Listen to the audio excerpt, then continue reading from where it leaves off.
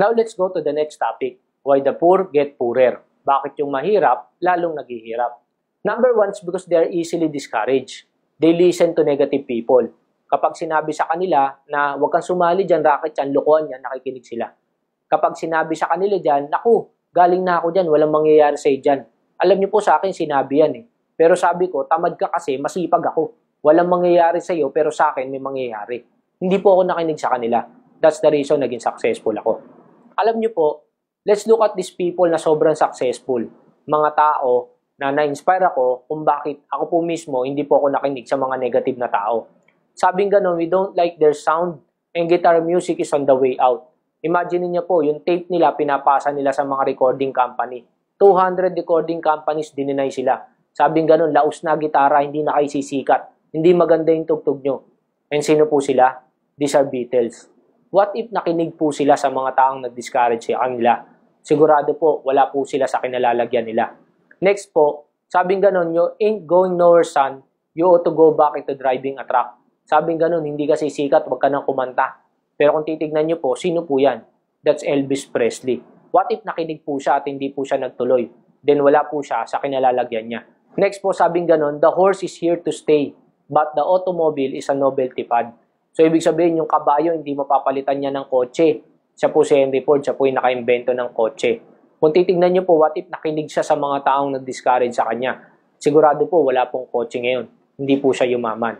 Another po, in the 1940s, the idea was turned down by 20 companies including some of the biggest in the country. Imagine, after 7 long years of rejection, the idea was accepted. Ano po yan? That was the Xerox machine. Imagine niyo po, 7 long years of rejection. Hindi po siya uminto. Tuloy-tuloy lang siya. Inalok niya lang. Naniwala lang siya na someday merong maniniwala sa kanya. And nangyari po.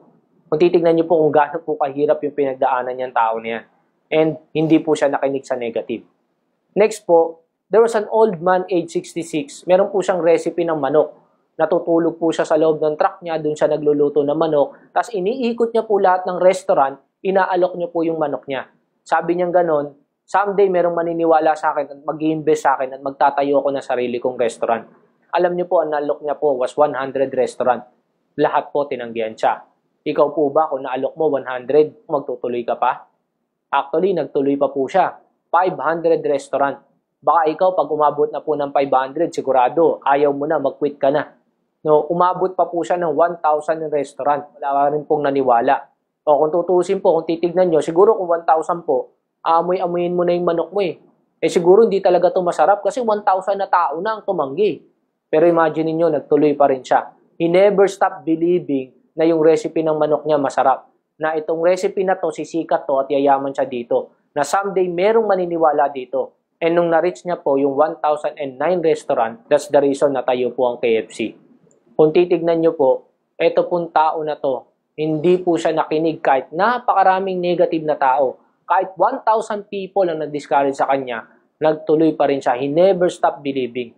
Kaya sana po, when you join this business, huwag po kayo madaling ma-discourage. Kasi let's face it, not all people will join this business. Alam niyo po, 85% ng Pilipinas mahirap eh. 5% lang naman ng mayaman. Hindi po natin pwedeng baliktarin yan. Kaya po hindi po lahat ng tao magjo-join. But the point is, ano ba gusto mo? Mapunta sa 85% ng mahirap or mapunta sa 5% ng mayaman?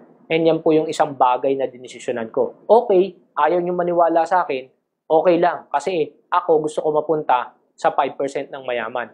And I continuously believe na merong maniniwala sa akin. In fact, lagi ko nga sinasabi, yung kauna-unahang tao na nagsabi na pupunta siya sa buwan, for example, ako, wala pa po nakakarating sa buwan, sinabi ko sa'yo, pupunta tayo sa buwan. Eh malamang, sasabihin mo, sira ulo nito. Dali na sa mental hospital to. Pero imagine, kung walang naniwala sa kanya na ang buwan mapupuntahan, wala pong nakarating sa buwan. What's the point? Kapag kinukwento po natin ang pangarap sa tao, let's face it, lahat po yan tumatawa. Why? Kasi para sa kanila, imposibleng marating yan.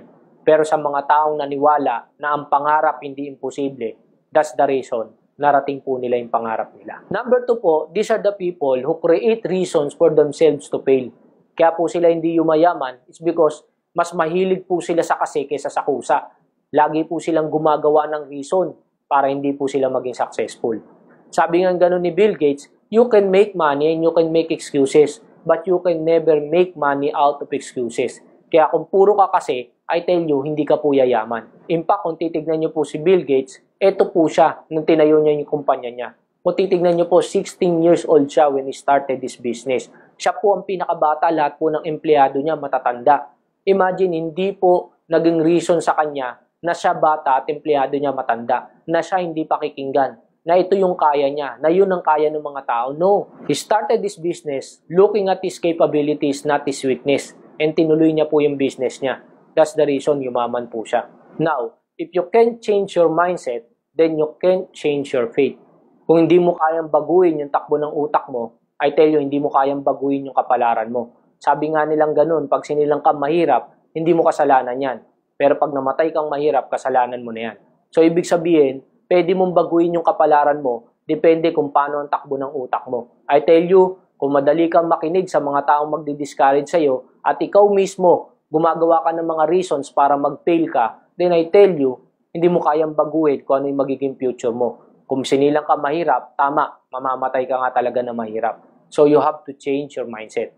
Ano po ba yung mga common objection na laging sinasabi or reason ng mga tao? Now, one of the common objection, kaya ang mahirap namamatay ng mahirap, is because kapag may nakita po silang isang opportunity or isang business, ang lagi nilang sinasabi, wala akong pera. Yan po ang lagi nilang sinasabi.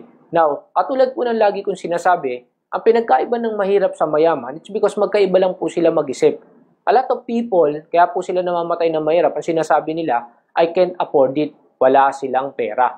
No? Tinatapos na po nila kagad doon. Yung mayayaman naman, nag-iisip po ng paraan, how can I afford it? Yan po ang ginagawa nila. That's the reason, namamatay po sila ng mayaman. Well, in fact, kung ikaw yung tao ngayon na wala kang pera, or wala kang 10,000 or 20,000 sa bulsa mo ngayon, the more na dapat kang mag-join sa business na to. Bakit? Kasi pag isa sa pamilya mo nagkasakit at tinakbo mo sa ospital, I tell you ang hahanapin sa'yo down. Eh kung wala kang pera, mamamatay yung isa sa pamilya mo na wala kang magagawa. I could still remember nung tricycle driver ako na tinakbo ko sa nanay ko sa ospital, ang hinahanap sa akin ng down. Pero I was so thankful sa kinalagyan ko na yun. Why? It's because dahil dyan nabuksan ng isip ko, mahirap maging mahirap. Pag mahirap ka, yun ang bagay na kakasadlakan mo. And that's the reason sabi ko, pag nakakita ko ng opportunity para magbago buhay ko, then I will grab that opportunity. Well, in fact, kung titignan nyo po, marami pong negosyante nangungutang. Marami pong Pilipino, kaya po sila namamatay ng mahirap. Ang ginagawa po nila, nangungutang sila para bumili ng cellphone. Makikita mo, naka-iPhone. Pero pag inaya mo sa business, bumili ng cellphone na worth 30,000-40,000, pero sa business, walang pera. Kung titignan mo, ang pinagkaiba ng Chinese sa Pinoy, yung Chinese, nag-i-invest sa business. Yung Pinoy, nag-i-invest sa gastos po, hindi sa business. Now, kung titignan niyo po si Gokong Wei, imagine niyo po, siya po mismo, nung time na nalugi siya, nagpapasalamat siya kasi pinautang siya ng China Bank ng 500,000 para makapag-start uli ng business niya. Kung titignan niyo po to, negosyante, nangutang po para sa business, hindi po para sa luho. Well, in fact, minsan nga po kapag ka sa seminar, tinatanong ko po yung mga tao, kung meron akong Pajero at ibebenta ko ng 10,000 pesos, brand new na Pajero, bibilin mo ba o hindi? Karamihan po sasagot, bibilin ko po. Sabi ko, kanina wala kayong pera, ngayon may pera ka na. Bakit? Kasi naintindihan mo, malinaw na malinaw. Kapag ang Pajero, binili ko 10,000, may bebenta ko yan, milyon, tubo ako. Now, magsasabi ka lang na wala kang pera kapag hindi mo naintindihan yung isang negosyo. Well, kung alam mo na negosyo yan at alam mo yayaman ka, bakit hindi ka mag-invest? Bakit sasabihin mong wala kang pera? The more na dapat kang gumawa ng paraan. Kasi kung titignan nyo po, people na mahirap, kaya po sila namatay na mahirap, because poor people are people who are afraid to take risk. Sila po yung takot na mag-risk. Baka malugi. Hindi po nag-i-start, malulugi na. And alam nyo po, you have to spend money to earn money. Kung gusto mong kumita ng pera, dapat mag-spend ka ng pera. Yan po, hindi ko po makalimutan yan dahil isa po yan sa sinabi sa akin ng Chinese. Kung gusto mong kumita ng pera, mag-spend ka ng pera. Kasi kung titignan nyo po, ihanap nyo po ako ng isang negosyo na hindi po namuhunan. Wala po kayong makikitang ganun. And ngayon po, kung wala ka ng pera at wala ka pang paraan, I tell you, mamamatay ka talaga ng mahirap. Now, another reason po na sinasabi nila, hindi ko linya yan. Ganyan-ganyan po sinabi sa akin ng mga klasiko. Sabi nila, pare, engineer tayo, hindi natin linya yan. Imagine mo, hawak ka, soap, juice, kape, magbebenta, hindi ko linya yan. Biniro ko pa nga po, sabi ko, hindi ko talaga to linya. Kasi ang linya ko, Sangandaan Divisoria. Kasi nung bumabiyahe pa po ako ng jeep. Pero let's face it, simple lang naman sinabi ko eh. Aanin ko po na gusto ko ang ginagawa ko or linya ko ginagawa ko kung hindi ko naman nakukuha yung gusto ko. Ang sabi ko, lilinyahin ko na hindi ko linya, basta importante, makukuha ko gusto ko. Simple lang naman eh. Ikaw na nanonood ngayon, kung ikaw mismo nakukuha mo yung mga pangarap mo or yung mga bagay na gusto mo sa sarili mo at sa pamilya mo dyan sa linya mo, then good for you. Pero kung hindi mo nakukuha dyan, then the more na dapat, wag mo nang linyahin yan. Try mo naman yung ibang linya, baka sakali makuha mo yung pangarap mo. Kasi I tell you, darating po yung time kapag hiningi na ng sitwasyon at ang pamilya mo na ang pinag-uusapan, I tell you, iiwanan mo po yung linya mo. That's the reason, marami pong mga teacher na dati gusto po nila yun, linya nila yun. Pero on the long run po, since hindi na po nila mabuhay yung pamilya nila, ano po ginawa? Nagpunta sa Hong Kong, Singapore, nag-domestic helper. Hindi na po nila linya. Well, in fact, meron nga po akong kaklase, engineer. Yan po yung isa sa taong nagsabi sa akin na parang hindi ko yan linya. Pero on the long run po, nag-abroad din. Tigawali sa Disneyland, 150,000 ang sahod. Kung titignan nyo po, malayo na sa linya yun. Engineer ngayon, tigawalis. Pero the point is, hiningi na ng sitwasyon. Kailangan mo nang mabuhay ang pamilya mo. Magkaroon ng magandang kinabukasan. Kaya dumating yung point, pinili mo rin yung hindi mo linya. Kasi pamilya na po ang pinag-usapan. Now, another reason na sinasabi po nila kung bakit sila mahirap, wala akong gaanong kakilala. Mahihiyain kasi ako. Well, okay, hanap mo ako ng business na lahat po ng bumili sa kanila was mga kakilala nila. Well, in fact, kung puro kakilala lang po nila ang bumili sa business nila, sigurado po hindi po sila yumaman. Kaya nga di ba po katulad po ng kinuwento ko po na yung may-ari po ng mineral water station, pag hindi siya makabenta sa store niya, siya mismo nagbabike siya, nag-iikot-ikot siya sa mga subdivision para mag-ipit ng flyer. Imagine niyo po, makakakilala niya po ba yun? Hindi. Why? Kasi kung gusto mong kumita sa business mo, maghahanap ka ng mga tao, ng mga customer kahit hindi mo nakakilala. Jollibee, puro kakilala niya po ba bumili sa kanya? Well, in fact, nung inaalok niya nga yung franchise, di ba karamihan po ng mga kakilala niya, pinagtawanan siya. Kaya nga po ngayon, doble or triple po ang babayaran ng mga kaibigan niya kapag nag-franchise, lalo na po yung mga nagtawa sa kanya. Dahil nung time na nag-i-start siya, hindi po naniwala yung mga tao na yun. Kaya ako po, hindi po enough reason na wala kang gaano kakilala or mahihiyain ka. Kasi lalo na po ngayon. Why? Kasi meron na po mga social network, meron na pong Facebook, may Twitter na, may Instagram. Kung yan po ginagamit mo para makipagkaibigan or mag-post ng mga kaartihan mo na hindi naman nagbabago buhay mo, this time gamitin mo na yung social network para sa ganitong business, mag-post ka na this time, negosyo. Alam nyo po, napakaraming tao na yumaman ngayon sa Facebook, ang Instagram. Bakit? Kasi po, ginamit po nila sa pagbibusiness. Hindi po nila ginamit sa kaartihan or pagpo-post ng mga walang kwentang bagay at nag-aaksaya lang po ng oras pero hindi naman nagpupudos ng pera. You have to change your mindset. Your time is important. Gamitin mo sa bagay na kikita ka. Another reason po na sinasabi nila, simpleng buhay lang gusto ko. Baka kapag yumaman ako, yumabang ako. I tell you, wala ka pang pera, mayabang ka na. Kaya kung yayabang ka, kung mayabang ka, it's because nung wala ka pang pera, mayabang ka naman na talaga eh. Attitude mo na talaga yun. Now, maraming tao yun nga ang sabi, ang gusto nila simpleng buhay lang. Alam nyo guys, hindi ko makalimutan yung sinabi nung napanood ko. Sabi niya gano'n, iba ang buhay kapag nasa taas ka. Kasi kapag nasa taas ka, anytime pwede kang mag-fishball, pwede kang mag-isaw. Pero kapag ka ikaw nasa ilalim ka, bukas hindi ka pwedeng magkotse. Irreversible yun. Ako po, ang gusto ko, ang forma ko po, kung makikita niyo po ako dati, simple lang po ako, naka-short, naka-t-shirt lang ako. Kasi why? Mas gusto ko po titignan ako mula ulo hanggang paa. Pero let's face it, mas malaki po kinikita ko sa inyo. Teka lang, nakakotse ako. Now, anong point ko? Kahit kumikita ka ng malaki, kung gusto mo mamuhay ng simple, pwede. Pero kapag kumikita ka ng maliit, kahit gusto mo maging marangya, hindi uubra. Irreversible po yun. What if gusto ng anak ko maglakad? Okay lang, at least may kotse kami. Kung sabihin man sa akin ng anak ko, Papa, ayoko magkotse, maglakad lang tayo, at least pwede. Ang mahirap, yung sobrang lakas ng ulan, tapos kasama mo pamilya mo, namamasyal kayo, tapos ang hirap sumakay, tapos wala kayong kotse. Tapos ang sasabihin sa'yo, Papa, nakakainggit sila, no? Sila may sasakyan, tayo wala. Napakasakit sa loob po nun. In fact, yung nagsha-shopping nga lang po Tapos ituturo ng anak mo yung chocolate. Tapos pagkakita mo ng presyo, sasabihin mo, ay anak, may langgam. kasi hindi mo kayang bilhin, kaya sinabi mo may langgam. O kaya magtuturo siya ng laruan, no? Ng teddy bear, ganito kalaki. Ay anak, delikado yan, baka mabagsakan ka. Ito lang teddy bear nito. Why? Kasi yun yung mas mura. Alam niyo po, bilang family man, alam ko, masakit sa loob natin na hindi natin kayang bilhin yung gusto ng anak natin. Yun nga po yung reason kung bakit minsan nag-a-abroad tayo eh. Gusto natin kumita ng malaki para mabigay natin yung pangarap natin para sa pamilya natin. Kasi masarap sa loob natin na nabibili natin yung mga bagay na gusto nila. Another po, kung tatanungin po natin yung anak natin kung saan niya gustong isilang, sa mahirap ba o sa mayaman na pamilya, I tell you, huwag nyo na pong tanungin. Kasi alam nyo na po ang magiging sagot niyan. Alam nyo po, ang bata po yan ang pinakamatiisin sa buong mundo. Kahit saan mo pag-aralin, mag-aaral. Kahit saan mo pakainin. Or kung ano man ay pakain mo, yun ang kakainin. Kahit ano ipasuot mong damit, yun ang susuot.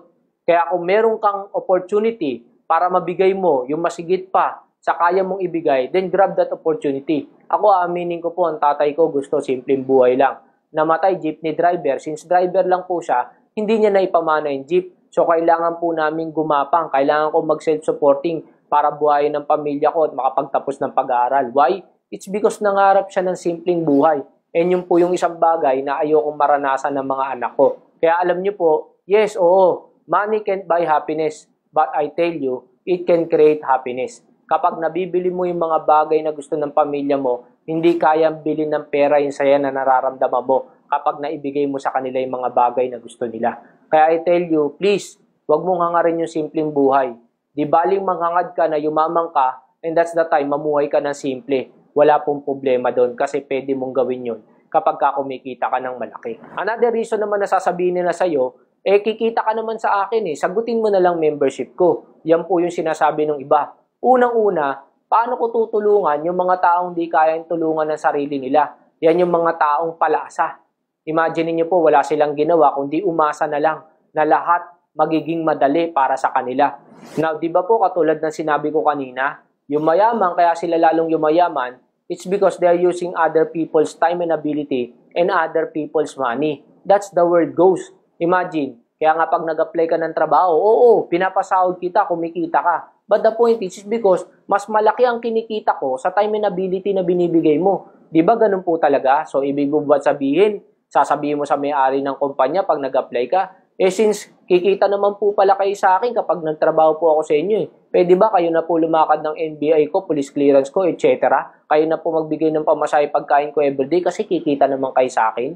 Or parang kung ako po, bibili po ako ng franchise ng Jollibee, sasabihin ko sa may-ari ng Jollibee, kikita ka naman sa akin kapag ka nagtayo ako ng franchise ng Jollibee. Ba't pa ako magbabayad ng franchise? Ganun po ba? Kaya kung titignan nyo po, yung mga taong nagsasabi niyan, yan yung mga taong makikitid ang utak. Yan yung mga taong ang utak, hindi utak negosyante. That's the reason wala pong nagbabago sa buhay nila. Kaya sana po, ikaw na nanonood nito, please, try to change your mindset kung gusto mong baguhin yung kapalaran mo. Kung gusto mong yung future mo, magbago buhay. Huwag kang maging utak empleyado. Maging utak negosyante ka. Another po na sinasabi nila, naku, may produkto pala yan. Magbebenta ako, yak, kadiri. Yan po ang sinasabi nila. Guys, yung number 1 po na pinakamayaman tao kaya yumaman yan because may produkto yan. Diba? Ang produkto niya po, Windows. Sabi niya ganun, kung lahat ng mga tao sa buong mundo mabentahan ko ng isang software na to, yayaman ako. May produkto po ba o wala? Meron, hindi po siya nandiri. Another po, Steve Jobs. Kung mapapanood niyo po yung movie niyan, ang naimbento po nila, keyboard na kinakabit sa TV, nagiging computer. Inaalok po nila yan. Imagine niyo po, ang sabi ba ni Steve Jobs, yak, kadiri. Oh, that's the reason, mayaman sila. And ngayon po, yung number 2 na pinakamayaman tao sa buong mundo, yung may-ari po ng Sara, damit ang produkto. Yak po ba yan? Teka lang, may-ari po ng Sara yan. Oh, dito po sa Philippines, kung titignan po natin si Henry C., di ba katulad po ng sinabi ko kanina, pag hindi po siya makabenta ng sapatos, naglalako siya ng sapatos. Ibig sabihin pala kung nakatok ni Henry C. ang bahay mo at binebentahan ka ng sapatos, ang sasabihin mo, yak, kadiri, nagbebenta ng sapatos. Teka lang, sandali. Hindi mo alam yan ang future na may-ari ng SM. Even po yung may-ari ng Robinsons, nagbabike po yan, nagtitinda ng sabon at kandila. Ibig sabihin ba, yak and kadiri sila? Kaya kung titignan nyo po, most of the Filipinos, takot na takot sila pag may produkto. Kaya nga namamatay sila ng mahirap. Ang gusto pa nila, salihan, yung mga company na mag-i-invest lang ako, ang pera ko tutubo, hindi ako magbebenta ng produkto, walang produkto. That's the reason na scam ka. Kasi nga, ang gusto mo, walang produkto, ayaw mo magbenta, etc. Well, dapat, hindi mo pandirihan ng produkto. Dapat nga matuwa ka. Kasi simple lang naman eh. Kapag ginagawa mo yung ginagawa ng mayaman, yayaman ka. Ganun lang po kasimple. Another reason po na sinasabi nila, kumikita ka na pala bakit ka pa nagre-recruit? Na kung titignan nyo po, maraming tao, ganyan din po mag-isip. Imagine niyo po, isa pa lang po ang trabaho nila, masaya na sila, kontento na sila. Isa pa lang business nila, okay na sila. Ibig bang sabihin, yung Jollibee, dahil mayaman na sa Jollibee, mag-stop na siya. Ba't ka pa mag-o-open ng Greenwich, Chowking, etc.? Mayaman ka na nga sa Jollibee. Ganun po ba dapat ang thinking? Yan po ang thinking ng mga taong mahirap. Henry C. po, di ba meron na siyang SM? Ibig sabihin ba, porket mayaman na siya sa SM, dapat hindi na siya magbangko de oro, SMDC? Again, iba po ang utak ng mayaman sa utak ng mahirap. Yung taong nag-iisip po niyan, yung mga taong utak mahirap. You have to change your mindset. Kung gusto mong umasenso, hindi pwedeng umasa ka sa isang trabaho mo. Hindi pwedeng umasa ka sa isang negosyo mo. Another po na reason na sinasabi nila, baka mas-scam ako. Guys, nung nag-aral ka at nagtrabaho ka, imagine 6 years sa elementary, 4 years sa high school, 5 years sa college. Dapat pag-graduate mo, malaki kita mo. Tapos pagka nagtrabaho ka na, saka mo malalaman, maliit pala kita mo. Di ba na-scam ka din? And imagine, 10 years or 30 years ka na sa work na pinagtatrabaho mo, may nagbago ka na ba? Di ba wala pa rin nagbago? Ibig sabihin, everyday kang na-scam sa bagay na ginagawa mo. Yan ang totoong scam. Imagine mo, 30 years ka na, ni hindi ka pa nakatungtong sa 30,000, di yan ang scam. Kaya kung scam to, magpapascam ako. Bakit? Kasi dito may nag-1 milyon isang buwan. May nagto 200, 300,000 isang buwan. Kaya kung scam to, di magpa-scam na lang ako, kesa naman na-scam din ako sa bagay na ginagawa ko. Another, rich people are not afraid to take risks. Alam niyo po, yan ang challenge ng ibang tao. Nung kausap ko yung mga klase ko, anong sabi nila? Pare, safe na ako dito, okay na ako sa engineer kasi dito fix ang income ko. Every month may 10,000 ako. Oo, kaya nga 20 years ka na, 10,000, 15,000 ka pa rin. Nag-increase ka man, gano'ng kaliit. Dito matagal nga, pero pagpalagay natin, 1 year bago ako nag 100,000. Unang buwan ko, 4,000.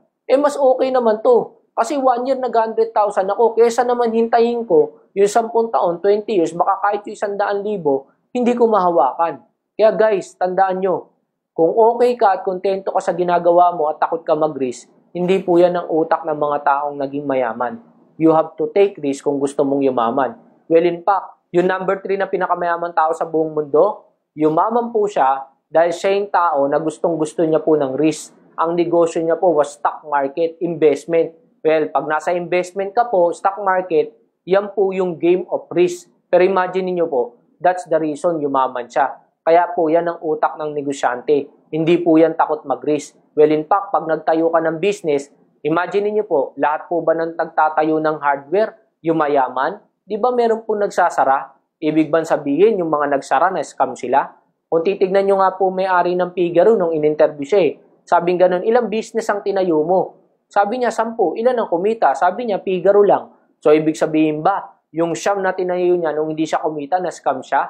Even yung mang inasal po, pag nabasa niyo po bibliography niyan, ang dami niya pong negosyong tinayo. Pero ang kumita po mang inasal, doon po siya pumutok talaga. Ngayon pa lang po siya uli nag-open ng ibang business like City Mall. O imagine niyo po, ibig sabihin po ba nung nagnegosyo sa dati na nalugi, na scam siya? Hindi po, nag-risk lang po siya. And pag nag-risk ka, part po na pwede kang nalugi, pero pwede ka rin kumita. Kung masipag ka naman, matyaga ka, at aaralin mo yung mga bagay na gusto mong pasukin o negosyoin, I tell you, yayaman ka. Yun na lang po ang kagandahan sa business na to, kasi sila po, mayaman sila. Malugi man ako sa siyam na business, okay lang kasi may pera pa ako. Yung mga tao pong kagaya natin. Kaya nga po, nagpapasalamat ako sa Diyos, lumabas yung mga ganitong business, kasi malugi man ako, maliit na halaga lang, kaya ko pa uling bumawi. And in fact, kung titignan niyo po, kapag nalugi ka, hindi ka dapat matakot. Dapat nga maging masaya ka Kasi ang importante po, hindi yung perang nalugi. Kasi po yung pera, kinikita po natin yan Ang importante, natuto ka. Kasi po, yun ang pinaka-importante. Yun natutuhan mo. Kaya kung titignan nyo po yung mga negosyante na nalugi, on the long run po, yumaman na po sila.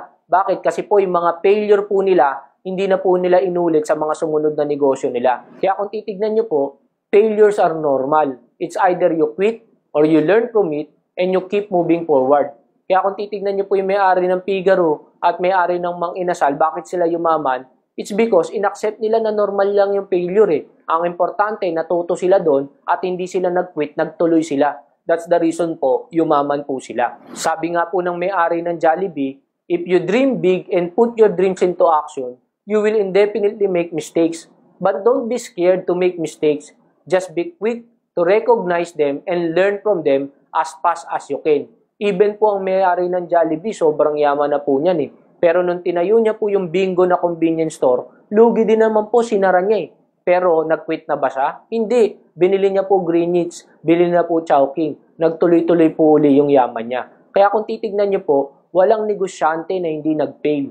Lahat po yan nag-fail. Ang kinaibahan lang po ng mga negosyante na yumaman, it's because sila po yung mga tao na nagtuto at hindi po nag-quit, nagtuloy. Kaya po kung na-scam ka, alam mo, proud pa po ako sa'yo. Why? Kasi nga po yung ibang tao alam nila pwede silang yumaman sa loto. Pero kahit nga tumaya ng loto, hindi nila magawa. Ikaw, nalugi ka nga. Oo, na-scam ka nga. But the point is, hindi ka natakot to take the first step na mag-try. Ang importante, nalugi ka, pero natuto ka. That's the reason. This time, kapag napunta ka na sa tamang negosyo, that's the time magagamit mo po lahat yung natutuhan mo para yumaman ka. Another po na reason na sinasabi nila, wala akong time. Busy ako. I tell you, saan ka busy? Diyan sa trabaho mo, na hindi nagbabago ang buhay mo, na kahit na may welga na, may kudita na, magugulat ka po, wala na pong masakyan. Nakarating pa po sa Makati. Or kaya po, hanggang dibdib na po ang tubig. Baha na. Nakarating pa uli sa Makati. Imagine niyo po, ang sipag pumasok, busy sila. Pero hindi naman nagbabago buhay nila. Mamaya naka-MRT, nakikipagsiksikan din. Tapos reklamo ng reklamo, kapag sira ang MRT, unang-una, diyan ka busy. Sa bagay na pinagtatrabahuhan mo na hanggang MRT lang ang kayang ibigay sa'yo. Guys, you are busy creating other people's dream.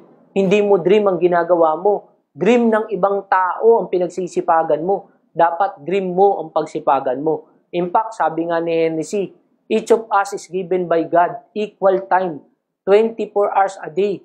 It is up to you if you want to use it and how you choose to use it. Maraming Pilipino po kasi may 24 hours din. Kaso ginagamit nila sa panonood ng telenovela, paglalakwatsa, panonood ng sine, pag-concert, etc. Kung titignan nyo po sila, doon po nila inuubos yung 24 hours nila. Tapos galit na galit sila kapag ka sila mahirap at yung mayaman, lalong yung mayaman. Well, in fact, yung mayaman, ginagamit nila yung 24 hours nila sa pagdi-business. Paglabas nila, in fact, tignan nyo po yung mga Chinese, katulad po ng sinabi ko, paglabas ng eskwelahan, nasa hardware. Paglabas ng eskwelahan, nasa butik. Imagine niyo po, doon po nila inuubos lahat ng oras nila. Or kaya po, pag wala pong pasok sa eskwela, bakasyon, anong ginagawa? Nagtatrabaho po sila sa sariling kumpanya nila. So kung titignan niyo po, kaya sila yumaman, it's because ginagamit po nila ng tama yung 24 oras nila. Kaya ikaw na nanonood dito ngayon, again, busy ka? Guys, you have your 24 hours. Nasa sayo kung saan mo gagamitin yan. Sa bagay na magbabago buhay mo, o sa bagay na ang kine-create mo yung pangarap ng boss mo at sila ang nagbabago buhay, hindi ikaw. Another reason pa po na sinasabi nila, hindi ako magaling magsalita, hindi ko kaya yan. Alam nyo po, nung hindi pa po ako kumikita, na-inspire po ako dun sa isang tao na yun na na-meet ko. Alam nyo po, every time nanonood po ako, nakikita ko sila, kinikilabutan po ako. Bakit? Kasi po yung grupo po na yun, puro po sila pipe. Yung upline po nila, Pipe, kumikita ng 70,000. Gigil na gigil ako kasi sabi ko, ako hindi ako magaling magsalita. Eto, hindi to nagsasalita. Pero kumikita po ng 70,000. Guys, hindi naging reason sa kanila na pipi sila para kumita sila. And a lot of people, a lot of Filipinos, nag-iisip sila palagi ng reasons. Kagaya niyan, hindi sila magaling magsalita, kaya hindi po sila kumikita. Well, in fact, sabi nga ganun yung iba, mahihain daw. Pero alam niyo po sa seminar, pag pinagtaas ko ng kamay, taas ang kamay na mahihain. Magugulat ka, magtataas ng kamay. Sabi ko, saan ka nakakita ng taong mahihain na nagtaas ng kamay? Tapos tawanan sila. Why? Kasi tayo mismo ang nagmamindset sa sarili natin na ito lang yung bagay na kaya nating gawin. Hindi ako magaling magsalita, ito lang ang kaya kong gawin. That's the reason na mamatay ka na mahirap. Why? Kasi you are putting limitation sa sarili mo. In fact, sabi nga ni Henry C., if anyone tells me he can't, I ask why can't you? All of us are created equal. Totoo naman. Lahat naman tayo nilikha ng Diyos pare-pareho. Bakit hindi mo makakaya? Sabi rin ni Henry Ford, if you think you can and you think you can, you are right. Ibig sabihin, kung ano ang iniisip mo, tama ka. Kung ano ang isasaksak mo sa isip mo, yun talaga ang mangyayari sa'yo. Kaya kung ano yung paniniwalaan mo, then yun din ang mangyayari sa'yo. Kaya guys, kung pinaniniwalaan mo na hindi para sa'yo ito, hindi talaga para sa'yo ito. Kung paniniwalaan mo naman na para sa'yo ito, then para sa'yo ito. Kung paniniwalaan mo na hindi ka magiging successful dito, then I tell you, hindi ka talaga magiging successful dito. Kung paniniwalaan mo na successful ka dito, and that's the time magiging successful ka. Kaya kung tutuusin, ako po, 4 kaming in-invite. Yung 3 po negative. Ako po, nagtuloy ako. In fact, yung mismong taong nagbitbit sa akin, hindi nag-join eh. Kasi siya mismo, hindi siya naniwala na para sa kanya to, na magiging successful siya dito. Kaya nga sabi niya sa akin, nung nag-usap kami uli, alam mo pare, alam ko naman para sa iyan eh. Imagine niyo po, siya po mismo hindi siya naniniwala na para sa kanya. Well ako, tinanggap ko para sa akin. That's the reason po, nagbago talaga ang buhay ko. Siguro, I will end up with this story. Merong story tungkol dun sa 2 investigador na nakakita sila ng kotse bubangga. Nung nakita nila yung kotse bangga na, pinuntaan nila yung kotse. Nung nakita nila, patay yung nanay, yung tatay, pati yung 2 anak sa likod. Ang nakita nila, ang buhay, isang unggoy lang. Paalis na po sila nung naalala nila, teka lang yung unggoy buhay. In-interview nila yung unggoy. Sabing ganon, unggoy. Anong ginagawa nung tatay? Bakit yung tatay patay? Sabing ganon, umiinom. Kaya pala namatay yung tatay kasi umiinom. So sabing ganon, bakit naman yung nanay patay? Nagbubunga nga. So ibig sabihin, yung tatay umiinom, yung nanay nagbubunga nga. Kaya siguro nabangga at patay lahat. Sabi, ba't yung batang lalaki sa likod patay? Nagbabasa. Yung batang babae, natutulog. Now, nung paalis na po sila, naalala nila, yung unggoy, ano ginagawa? Bakit buhay? Tinanong nila yung unggoy. Ikaw, unggoy, bakit ikaw? Anong ginagawa mo? Bakit ikaw buhay? Alam niyo po, sabi ng unggoy, siya pala nagdadrive. Yes, the story nakakatawa. Pero kung titignan niyo po, maraming tao po kasi mahilig pong makinig sa mga unggoy or pinapadrive po nila yung buhay nila sa unggoy. 2 po yan eh. External saka internal. Ibig sabihin ng external, yan yung mga taong nagdi-discourage sa'yo. Kapag ka nakinig ka sa kanila, I tell you, pinadrive mo yung buhay mo sa kanila. Kaya no ako po, dinidiscourage ako, I tell you, hindi ko po sila pinakinggan. Bakit? Pag isa sa pamilya ko nagkasakit, hindi mo kayang ipagamot. Pagka kailangan ko ng pambayad sa kuryente, tubig ko, hindi mo kayang ibigay. Well, in fact, pati yung mga pangarap ko para sa pamilya ko, lalong hindi mo kayang ibigay. Kasi sarili mo nga, hindi mo kayang tulungan eh. Pamilya ko pa. That's the reason hindi po ako nakinig sa kanila. Alam niyo po, yung external, yan po yung mga taong mag-discourage sa'yo. Ang masakit po kasi yung internal. Yung ikaw mismo ang nagsasabi sa sarili mo ng mga reasons para ikaw hindi ka maging successful. And ang masaklap dyan, kinampihan mo pa. Minindset mo mismo sarili mo. Guys, I tell you, this is one message na maiiwan ko po sa inyo. Guys, wag mo pong hayaan yung ibang tao at yung unggoy sa katawan mo ang mag-decide sa'yo kung ano yung kaya mong gawin. I tell you guys, katulad ng sinabi ni Henry C., lahat tayo nilikhang equal. Kung nakaya namin maging successful, I tell you, makakaya mo rin. I will leave you with this quotation. Don't let other people tell you what you can and you cannot do. Remember that the greatest barrier between you and your success is yourself. Bakit ikaw? Kasi kung hindi mo entertain lahat ng negative at sa sarili mo, tatanggihan mo lahat yung mga negative na yan, then you will become successful.